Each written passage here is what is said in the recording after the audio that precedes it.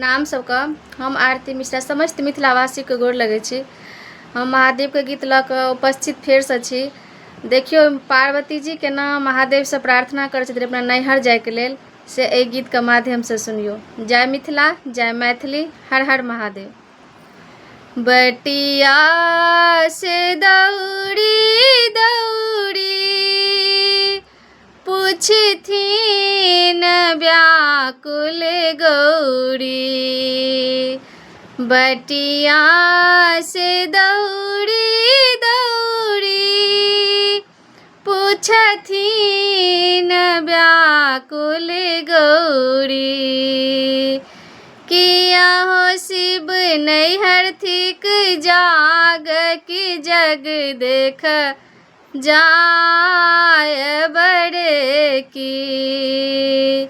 किया हो शिव नैहर थिक जाग की जग देख जाय बड़े की।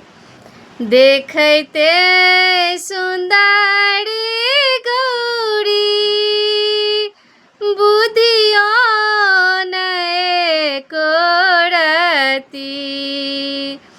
देखते सुंदर गौरी बुधियो नए कोरती। आरे बिना रे लियो नैहर कोना जायब रे की।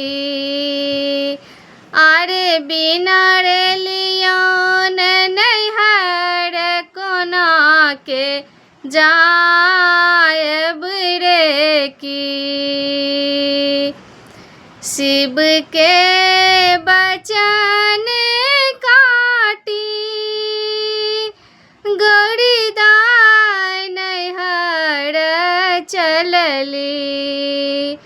शिव के बचन काटी गौरी दाय नैहर चलली। आहे भय गेली खम्भा लगी ठाड़ मनहि मन सोचत रे की। आहे भय गेली खम्भा लगी ठाड़ मनहि मन सोचत रे की।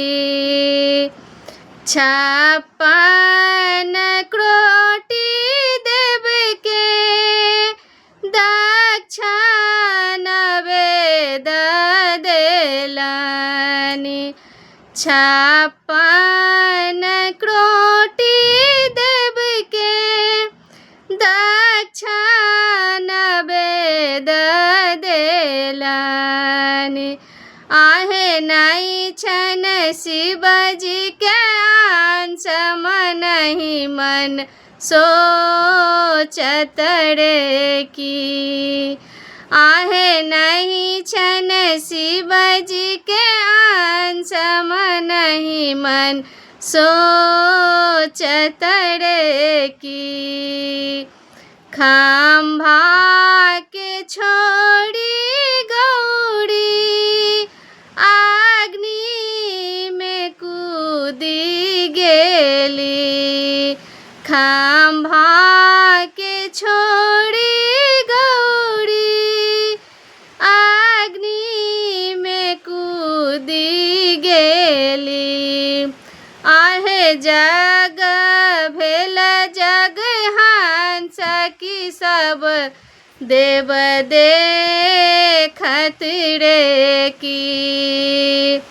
आहे जग भेल जग हंस की सब देव देखत रे की। एतबे बचन सुनी शिवजी प्रगट भेला। एतबे बचन सुनी शिवजी प्रगट भेला। आहे मारा लगला त्रिशूल घुमा सब देव का पतरे की। आहे मारा लगला त्रिशूल घुमाई की थर थर कांपत रे की। भनहि विद्यापति सुनु है मनाएन। भनहि विद्यापति सुनु है मनाएन।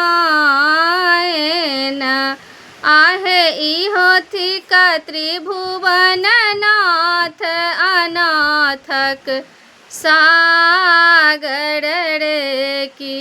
आहे इहो थिक त्रिभुवन नाथ अनाथक सागर रे की। प्रणाम।